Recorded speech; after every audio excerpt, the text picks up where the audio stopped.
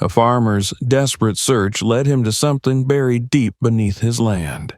What he found changed everything. Watch till the end. Don't forget to like, comment, and subscribe. The land around Eli Carter's farm had long since lost its soul. Once, many years ago, the rolling fields of Kansas soil stretched out like a promise, shimmering green beneath the wide American sky. Corn had stood tall here. Wheat had once rippled like waves beneath the wind, and Eli's father used to say that the earth could sing when you treated it right. But now, in the unrelenting seasons of drought, there was no song left. The cracked soil gaped like wounds, and every footstep sent up a puff of dust. Eli sat on the edge of his porch in the sweltering afternoon heat, wiping sweat from his brow with the back of his hand. His crops were gone, burned to straw before they could ever grow tall enough to harvest. The well closest to the barn had dried up 5 summers ago. The second one, deeper and older, had given out just last year. Now there was nothing left but a stubborn piece of land that refused to yield, and a man who had already given it everything he had. His neighbors had told him to give up, sell the land, move to the city, find another life before he starved on the bones of this one. But Eli wasn't built that way. His farm was all he had ever known. His grandfather had bought it, his father had kept it alive, and Eli had sworn he would never abandon it, even if it broke him.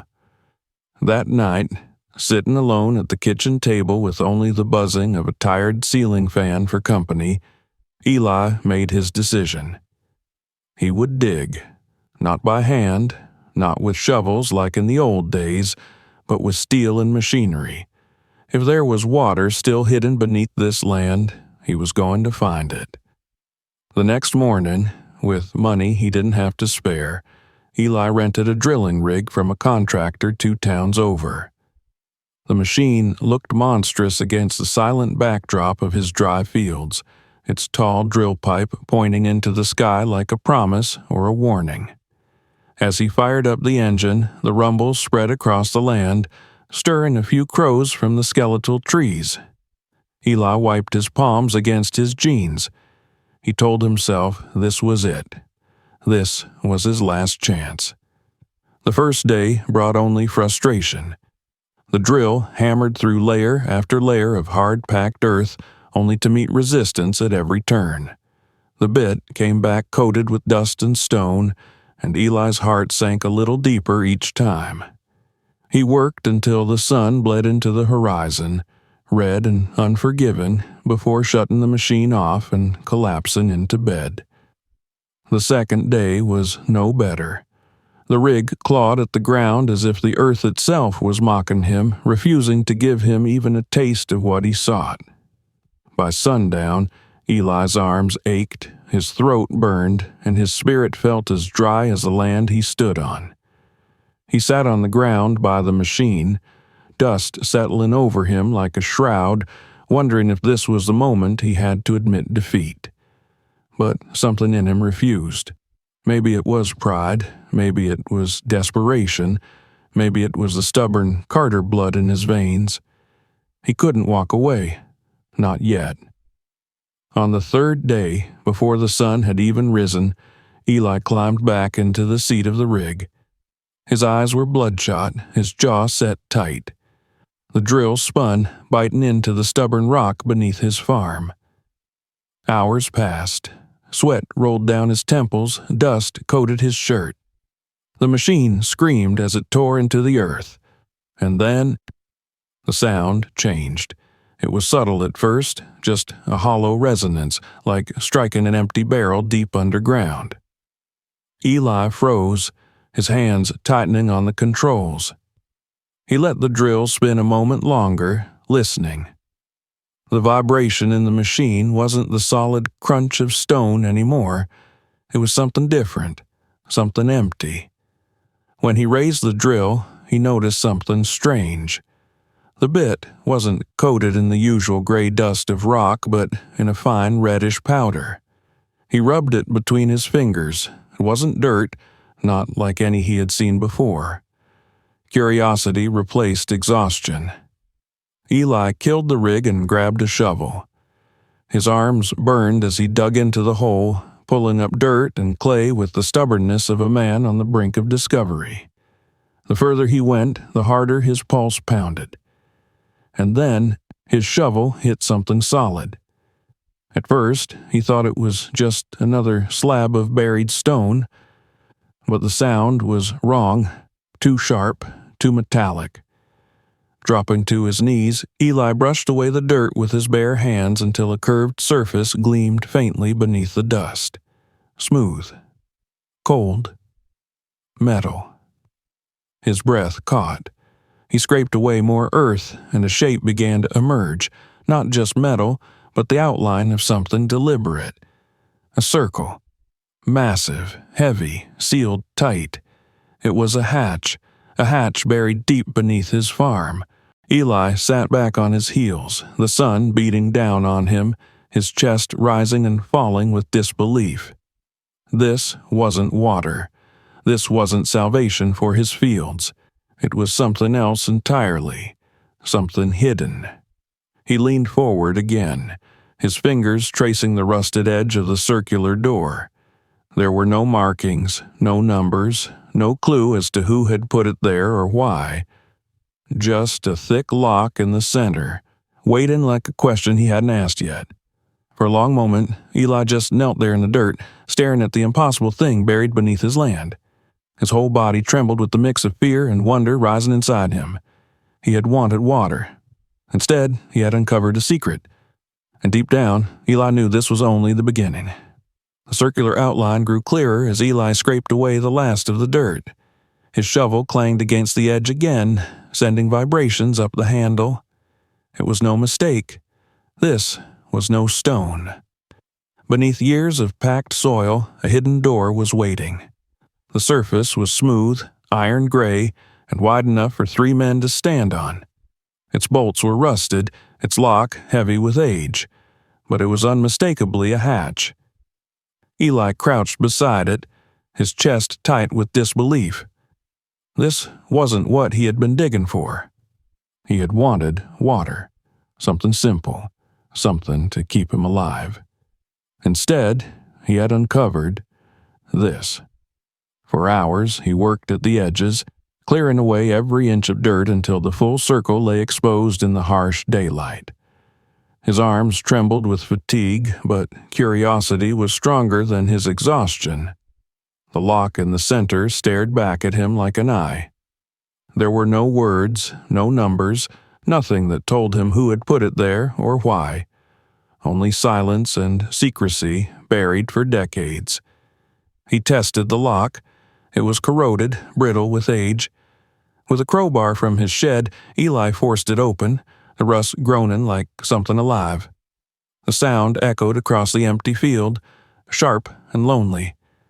For a moment, he hesitated. Should he even open it? Whatever was inside had been hidden for a reason, but his hands moved before his thoughts could stop them. With a final push, the hatch creaked open, releasing a rush of air so cold and stale it stung his nostrils. It smelled of metal and dust, like a tomb untouched by time. The opening yawned before him, a circle of darkness that seemed to swallow the light. He leaned closer, his pulse racing, his flashlight trembling in his grip. A steel ladder descended into the void. Its rungs gleamed faintly beneath the beam, damp with condensation despite the dryness above. Eli swallowed hard. He told himself he should wait, should call someone, should think. But the land had given him nothing for years, and now, finally, it was offering him something. Something different. His curiosity was too strong to ignore. He lowered himself onto the ladder. The metal was shockingly cold beneath his palms, as if it hadn't felt a human touch in half a century. Step by step, his boots clanged against the rungs, echoing down the shaft. The sound grew fainter as the light from above shrank to a thin circle. At last, his boots hit solid ground. He swung the flashlight in a slow arc. What it revealed stole the breath from his lungs. The room was small but solid, its walls of poured concrete still holding strong after all this time. Shelves lined the sides, filled with old boxes, cans, and jars. Dust coated everything, but the organization was deliberate. Neat rows, carefully stacked supplies, prepared for someone who had expected to return. Eli stepped forward, brushing a thick layer of dust off a wooden crate. The stenciled numbers on its side were faded, but still legible. He pried it open and stared inside. Old military rations, sealed in waxy packets, untouched for decades. Another box held blankets and medical kits, their labels yellowed but intact. A long wooden table sat against one wall. Papers lay scattered across its surface, alongside tools and a rusty lantern. Eli picked up a notebook left open in the middle.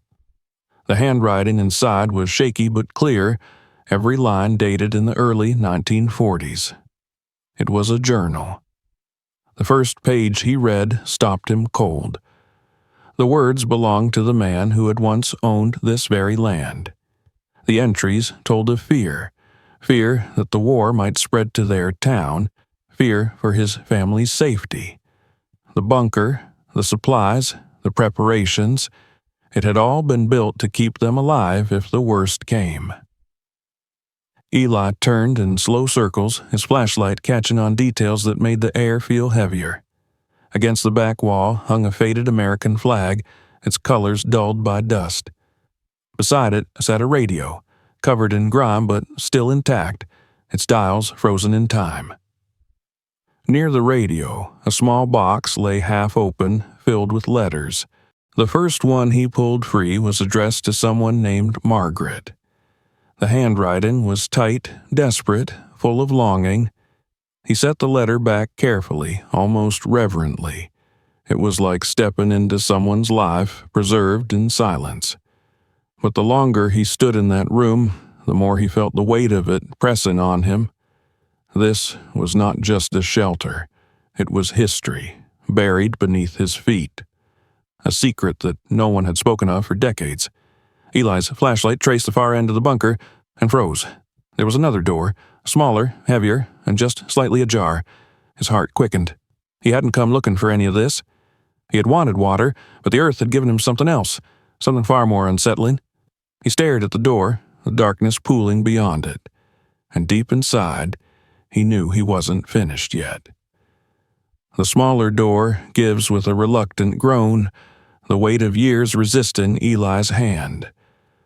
Cold air spills from the seam, sharper and older than the air in the main room, and for a heartbeat he hesitates, bracing himself for more shelves, more dust, more relics of a life in hiding.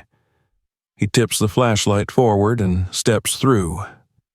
The beam snags on iron. At first, it looks like a shadow cast by the ladder of light behind him, but then the angles resolve. A set of bars, floor to ceiling, bolted into poured concrete. An interior cage, a cell. The flashlight climbs the verticals, catches a dull metallic ring on one of the middle bars, and then shifts lower. Eli freezes. On the other side of the bars, a human form lies pitched forward on the concrete, the shape stark and unmistakable even beneath the film of dust. It is not flesh anymore.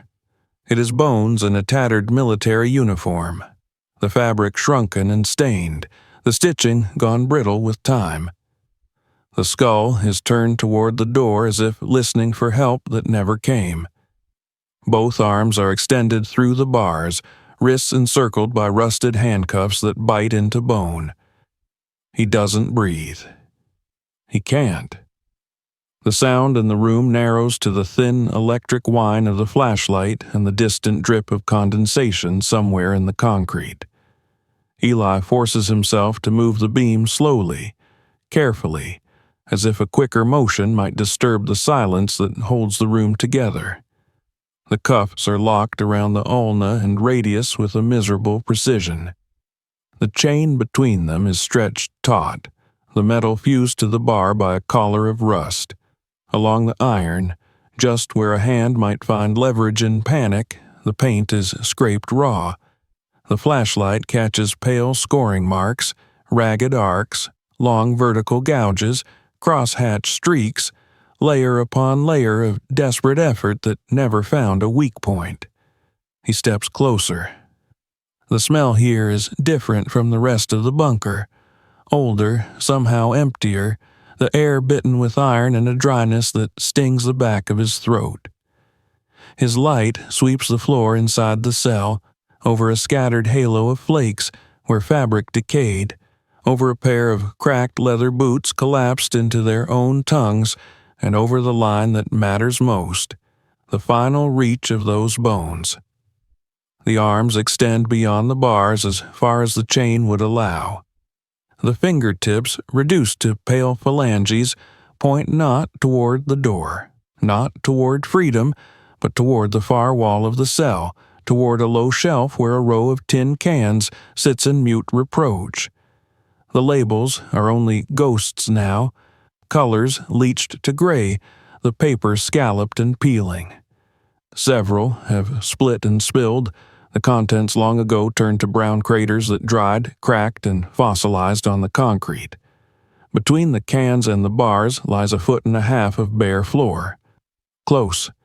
Excruciatingly close. Not close enough.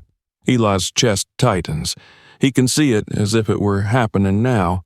The stretch, the strain, the full body angling forward to find another inch, the wrist cutting against iron, the bars resisting, the chain clinking with that small, terrible music of hopeless effort. The marks on the metal are not scratches. They are testimony. He lifts the beam to the uniform coat, faded, buttoned askew in its ruin. There is no insignia left he can name, no readable tag, only the suggestion of rank stitched once upon a time. The belt hangs slack. A narrow tin cup has rolled beneath the cot frame in the corner, and a wool blanket lies there, stiff as a slab of bark. The cot's thin mattress has collapsed to a wire grid and dust. The pillow is a husk. There is no question. Someone was locked in here. Someone waited. Someone fought the bars while food, sat less than 2 strides away. Eli steps back from the cell, the flashlight steady now, only because his arm has gone rigid. The edge of the beam glances off the wall outside the bars, passing over a narrow clipboard screwed into the concrete. It holds nothing. No logs, no names, no dates, only the outline where paper once shaded the wall from dust and time. The emptiness of it makes the room feel colder. He swallows hard and forces himself to look again, to take in the whole scene. Bars, chain, outstretched bones, unreachable rations, and then he does the only thing that makes sense. He turns away, finds the door by feel, and stumbles back into the first room of the bunker, where the shelves and letters and flag had seemed so full of story.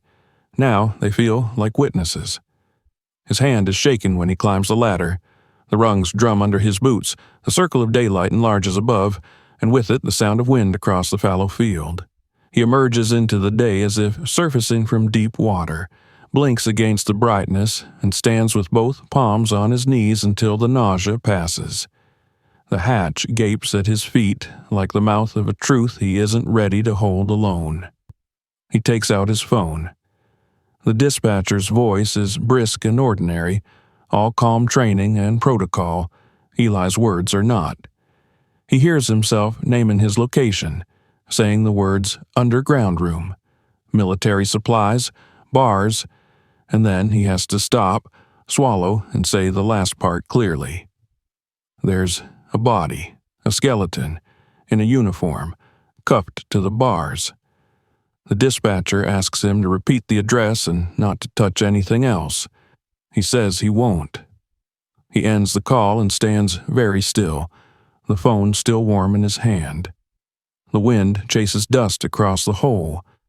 The rig idles silent now, gray with the same fine red powder that stained his fingers when this began. Minutes collect like stones.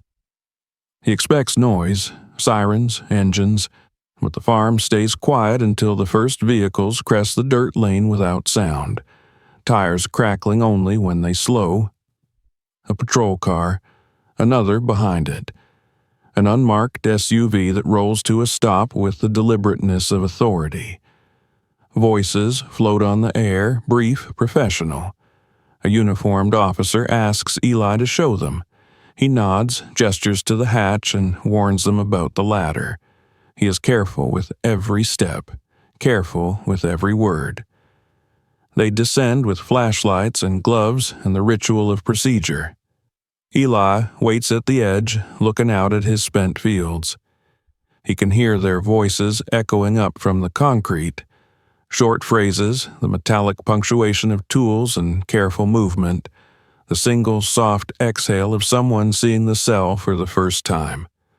After a while, the officer who first spoke to him climbs back into the light, his face set into the expression of a man already writing a report in his head. "You did the right thing calling it in," he says. "We'll secure the area." Eli nods because there is nothing else to say. More vehicles arrive as the afternoon deepens, another marked car, a county van, two men in plain clothes who move like they own their attention and know where to put it. They speak to Eli only long enough to confirm what he found and when. Then the unmarked men go down, and the hatch becomes a boundary between seasons of silence and a new careful noise. Cones appear. Tape. Quiet orders. A camera flashes once and then again in measured intervals, firing small bursts of hard light into the dark. Eli keeps his distance, as instructed. He tries to anchor himself in the familiar, the rig, the porch, the long shade of the barn, yet everything is altered by the knowledge of what lies below. He looks at the soil around the hatch and thinks about the years he walked over this place. He thinks about how close he stood to a story he never guessed was there. When the plainclothes pair finally come back up, sunset is reddening the edges of the fields. Their questions are precise and narrow. The date he started drilling, the hour he first struck the hollow sound, whether he opened any containers, whether he touched the cuffs or the bars. He tells them no, no, and no again. He tells them about the red dust, the journal, the letters with the name Margaret, the flag, the radio with its unturned dials. He tells them what he saw beyond the smaller door and stops before the part about imagining the reach. That part belongs to the silence between his ribs. They listen, note, look beyond him at the land, and then back at the hole as if measuring the weight of the day. One of them nods. "We'll take it from here." Eli understands the phrase as both courtesy and instruction. He signs the line that says he has reported what he found. He watches them lower a sealed case into the hatch and pass it carefully hand to hand. He hears someone say, "Retain chain of custody," and someone else answer, "Logged at 1900. By the time they cover the opening, not sealed, not yet, only guarded, the sky has gone violet. A single portable light floods the area with a chalky brilliance that makes the dirt look like poured ash. An officer remains on the edge of the light. The others prepare to leave, to come back, to move the next part of the process forward. Eli stands a few paces away with his arms folded against the night air. He is tired in a way that has nothing to do with digging. The first officer pauses beside him before stepping into his car. "You all right, Mr. Carter?" Eli nods because nodding is easier than explaining the imprint that room has left on him. "I called because no one should be down there alone." The officer's mouth tightens, not unkindly. "You did right." When the last engine fades, the farm is quiet again, but the quiet is not the same. The light hums over the hatch. Crickets start up in the weeds along the fence. Eli looks at the rectangle of brightness on the ground and thinks of rectangles below, the table, the cot, the shelf with the tins, and of the narrow distance between need and reach. He thinks of the marks on the bars. He tries not to, and fails. He walks to the porch and sits on the first step, elbows on his knees, the day turning to a long, low bruise above the fields. He does not look back at the hatch again, though he feels it, the way you feel a storm you cannot see moving along the far horizon. The wind changes direction. Somewhere a barn owl calls. In the morning there will be more questions, more people, more tape, more careful words. In the morning there will be forms and statements and a new shape to the land he thought he knew. Tonight there is only the knowledge of the cell, the chain, and those outstretched bones, speaking their hard, silent language through iron and time. And beneath the hum of the temporary light, beneath the small noises of a farm settling into night, a different sound seems to linger, a remembered clink of metal, a fingernail's scrape, the breath of a man who once believed that one more inch would be enough. Eli closes his eyes, not to sleep, but to hold the shape of what he saw without letting it unmake him. When he opens them again, the light is still there, steady and pale, drawing a thin bright ring on the ground around the opening. Beyond it, the dark waits, patient, untroubled, and very old. Morning will bring the names of officials and the language of procedure. Morning will carry this secret out of the ground and into the hands of people who know how to separate artifact from accident. But the hinge of the story has already turned. The door has opened. The truth now belongs to the day that's coming. And with the day will come the past, walking up out of the earth. The next morning, Eli's farm looked nothing like it had before. His dusty, failing land was now marked by police tape, portable floodlights, and uniformed officers who moved with quiet precision. What had been only his struggle with drought had turned into something larger, something far beyond his control. Eli stood near the edge of the field as investigators came and went from the hatch. He could see them lowering sealed crates into waiting vans. The bunker was no longer his discovery. It had become government property. By midday, 2 men in suits approached him. They introduced themselves without warmth, their voices clipped.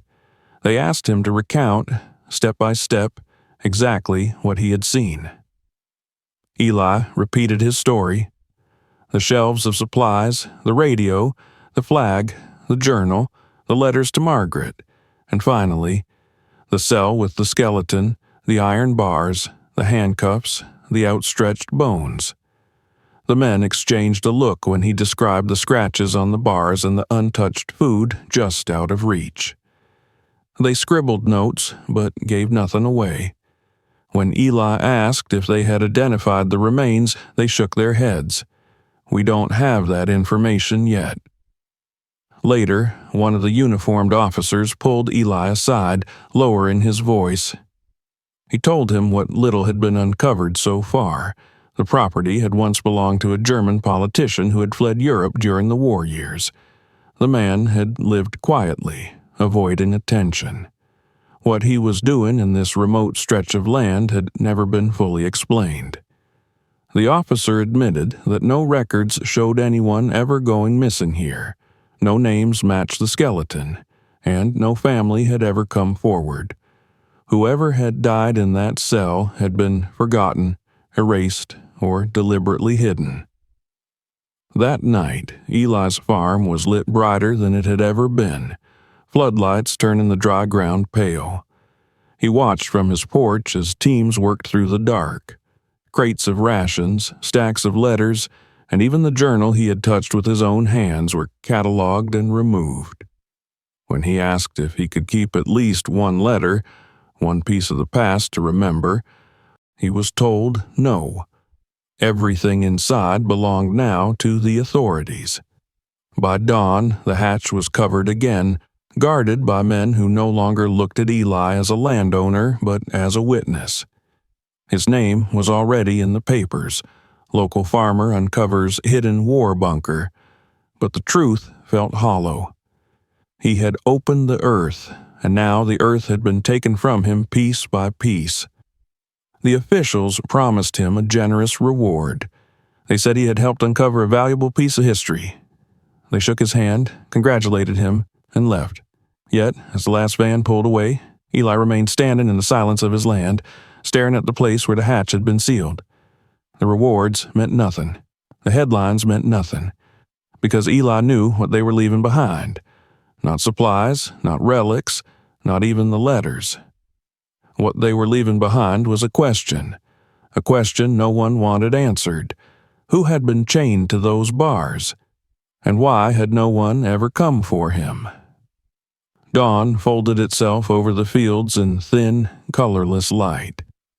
The flood lamps were gone, the tape sagged on its stakes, and the hatch lay under a fresh, square slab of steel stamped with a temporary warning sign. The crews had left before sunrise, and now the farm sounded like itself again. Wind through yellow stems, the rattle of the barn door, the fussing of sparrows under the eaves. Only the ground, newly scarred and squared off, said anything had happened here at all. Eli stood a few paces from the plate, a document envelope tucked under his arm. Inside were the things that proved the day was real. A typed receipt acknowledging his report, a carbon copy of his witness statement, a business card with a number that would not pick up if he ever called, and a voucher-marked award to be issued. The word generous had been used 3 times by 3 different officials. He believed them.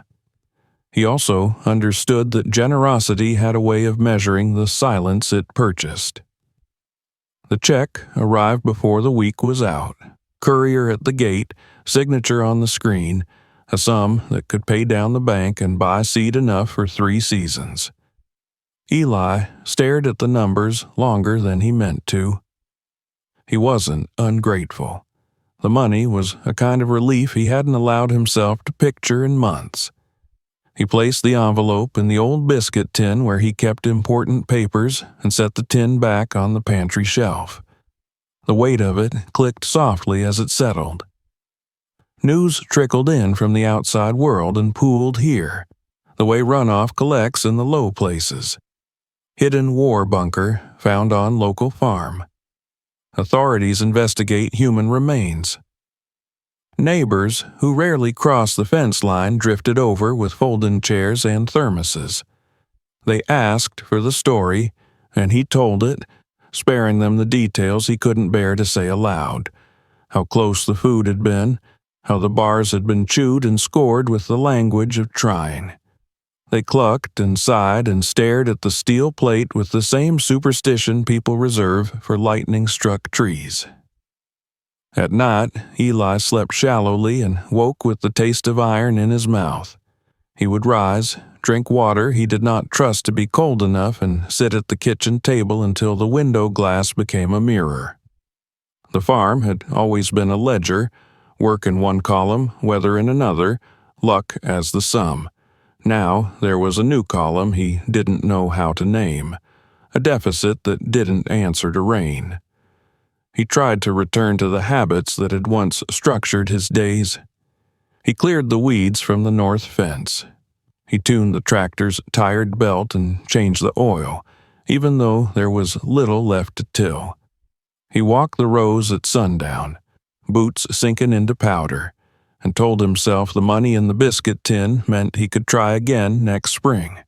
But every path he took routed him past the plate in the field, and every time he passed it, the scene below flared in his mind as if the earth had turned transparent. The bars, the chain, the reach that had fallen short by a hand and an inch. One afternoon, the man in the suit returned. He stood at the edge of the field in polished shoes that looked impatient with dust, and asked Eli if he had remembered anything else, anything at all. Eli shook his head. The man nodded, as if Eli had answered correctly on a test that mattered more than either of them, and then offered language that had the shape of comfort without any of the weight. These things take time. Identification can be complicated, especially with older cases. If there is a next step, you will be informed. Will you open it again? Eli asked, nodding toward the plate. The man's eyes tracked the horizon rather than the metal. If necessary. What about the journal? The letters? They're in capable hands, the man said, which was not the same as safe and not at all the same as you may see them again. After the man left, the farm felt emptied twice, first of its water, then of its history.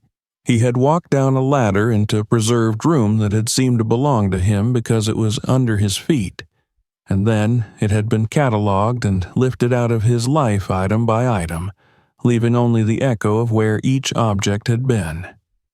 The money sat where it sat, accurate and useless against that particular loss. On a windless evening, Eli carried a kitchen chair out to the field and set it facing the plate. He did not know why, except that grief sometimes wanted a witness. He sat until the last line of sun left the metal and the stars began to salt the sky, and he allowed himself to think about the man in the cell not as remains, but as a person with the timing of hunger and the mechanics of hope. He imagined him counting days on the wall until the chalk or the will wore down. He imagined the sound of the radio in the other room, the one that had never been turned on for him, and the way silence can grow large enough to be a weather of its own. The next morning, the county sent a crew to install a proper perimeter and a sign that translated "keep out" into statute numbers. A deputy explained, politely, that they'd be maintaining custody of the site for as long as the investigation required. Eli nodded. Ownership had become a set of changing verbs, and none of them were his. He spent that day in the barn, repairing a section of roof that had sagged all summer. The hammer rang against the nails, and sawdust lifted into sunbeams like pollen. Work steadied his hands. By noon, heat pressed on the tin, and by 3, a line of high cloud sharpened the horizon to a knife. When he climbed down, he found a small envelope slid beneath the kitchen door. No return address, just his name typed in the measured letters of an old machine. Inside were 2 photocopies, grainy and off-center. One was a cropped image of a property record from the 1940s. The parcel that would become Eli's grandfather's farm had been temporarily held by the shell company the officer had mentioned, the one tied to a German politician. The other image was worse, a black and white photograph of a man in a peaked cap standing beside a woman in a dark dress. Their faces were blurred by time or intention. On the back, a stamped line read, "Archive not for general release." Eli stood very still. The photocopies said nothing useful and everything he needed to understand. The past had teeth, and it still had its own. He slipped the papers into the biscuit tin beside the check. He did not call the number on the business card. He had learned the exchange rate of answers. A week later, the officials returned once more. 2 vehicles, measured footsteps, a tone of conclusion.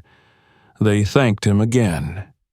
They informed him that the items removed from the bunker had been transferred to appropriate custodial institutions. They said the remains would be treated with dignity. They did not say whether dignity included a name. "Will there be a marker?" Eli asked. "Something to say a man was here?" The spokesperson paused, selecting a phrasing that would not have to be recalled in court. "If and when identification is achieved, next of kin will be notified." It was an answer that contained no future. After they left, Eli took a spade and walked to the edge of his property far from the plate, where a cottonwood leaned out over the ditch. He dug a shallow rectangle and set a weathered fence board into the ground. With a carpenter's pencil, he wrote a line he could live with. Here, a man was hungry and brave. He pressed the board into the soil, straightened it by eye, and stood until the words stopped vibrating in his chest. He was not trying to summon ghosts. He was trying to share the burden of the story with the open air. The reward money began to do the things money does. The bank smiled differently when he walked in. The feed store manager offered him a discount without calling it one. A neighbor lent a hand restringing the south fence as if the gesture were his own idea. Eli let these graces land without argument. He ordered seed modestly, sensibly, and he arranged for a well company to test deeper strata on the far side of the property, where the old maps suggested a seam. He did not tell them about the red dust. He did not tell them about the sound a hollow makes when it stops pretending to be stone. When the testing rig arrived, he felt a tremor of old fear, but it passed. The crew cut a neat circle, lowered their equipment, and read off numbers that meant the ground might still forgive him a little. There would be water enough to try again, not this season, but the next. Hope returned as a practical thing. Measurements, invoices, dates on a calendar. One evening, just at the seam between light and dark, Eli carried the kitchen chair back to the field and set it as before. He did not look at the steel plate right away. Instead, he looked beyond it, across the furrows that had failed him and would, perhaps, feed him again. He let the space hold both truths. He let himself sit with the knowledge that the farm he loved contained a room designed for survival and a cell designed for something else, and that both had been built by hands as human as his. A breeze lifted, and with it the small sounds of night, crickets rehearsing, a fox stepping through the weeds, the distant thrum of a semi on the county road. He thought of the letters to Margaret, the ones he had held only long enough to know they were real. He thought of the journal's first page, and how fear had called a family underground to wait out a war that never reached this field. He thought of the man behind the bars. He imagined, not for the first time and not for the last, that someone had intended to return with a key and had not, and that history sometimes turns not on intention but on an absence as small and final as a missed step on a dark stair. He stood. Before he went inside, he spoke aloud, though no one was near to hear it. You weren't alone. It was a sentence for the ground as much as the dead. It sounded strange in the open, but it steadied something in him that had been listing since the day the drill changed pitch. In the weeks that followed, life resumed its practical cadence. He fixed a hinge, hosted a cousin's child for a weekend, mailed a check to the bank with a note that read simply applied to principal. The plate in the field remained, ringed by a legal perimeter, visited sometimes by unmarked tires that left their hieroglyphs in the dust. The investigation, he was told when he asked, was ongoing. He stopped asking, but the story did not leave him. It changed shape and settled into the deeper reaches of his days, the way a healed bone still knows the weather. When he walked the rows, he made a small detour to look at the slanted fence board by the ditch. Sometimes he straightened it. Sometimes he left it crooked. Either way, he read the words again and carried them back with him to the kitchen, to the barn, to the calendar where he had begun to write dates that belonged to planting rather than to memory. On the last warm night before the first early frost, he took the chair out one more time. The stars were crisp, the air smelled faintly of cut hay from the neighbor's field. He sat long enough to watch the steel plate grow cold to the touch of moonlight. And in that plain, unremarkable quiet, he understood the exact measure of what had changed. He had gone looking for water. He had found a door. He had opened it, and what came out did not belong to him and would not stay. The authorities had taken the objects, the evidence, the narrative they could manage. They had given him legal words and a check that would keep his farm alive. That was the bargain the present makes with the past when both refuse to break. The rest, what couldn't be boxed or filed, remained here, drawn into the grain of the wood on his porch rail, into the dust at the base of the cottonwood, into the way his hand slowed when it reached for a glass. It remained in a sentence he could say aloud now without choking on it. Some truths are heavy enough that you don't carry them. You stand beside them. When he finally rose, the chair left a square of pressed grass. Eli carried it back to the house, set it by the door, and let the night close around the field. Tomorrow he would call the seed distributor, schedule the drillers, and meet the neighbor about borrowing a disc harrow. Tomorrow he would move forward because the land asked that of him, and because moving forward was not betrayal. At the threshold, he paused and looked once more toward the dark shape of the plate. He did not need to see it to know its coordinates in his mind. He touched the door frame with his knuckles, the way his father had done without explanation, and went inside. Behind him, the field held its quiet, the way it had held so many things. The wind crossed it, indifferent and tireless. Somewhere, deep under the steel, concrete kept its secrets, and somewhere beyond jurisdiction, a name kept its silence. The farm would wake to frost soon, and then to the slow arithmetic of spring. Eli would meet both. The story did not end. It took its place, and that, he understood at last, was the only logical ending there had ever been. What do you think about this story? Share your thoughts in the comments, and if you enjoyed it, hit like, subscribe, and turn on the bell to never miss the next one.